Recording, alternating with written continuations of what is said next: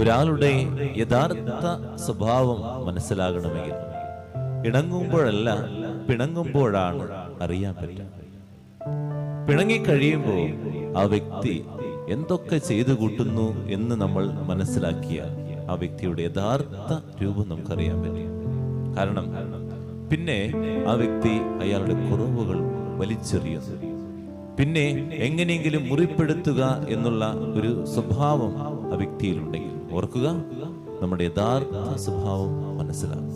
അത് തന്നെയാണ് യേശു പറയുന്നത്, എന്നിൽ ഉള്ളിൽ അന്ധകാരമാണെങ്കിൽ നമ്മൾ എത്ര പ്രകാശം കൊടുക്കാൻ ആഗ്രഹിച്ചാലും ഈ അന്ധകാരം ഇങ്ങനെ വന്നുകൊണ്ടിരിക്കും. അത് കാണിച്ചു കൂട്ടൽ മാത്രം ഉണ്ടാവുള്ളൂ.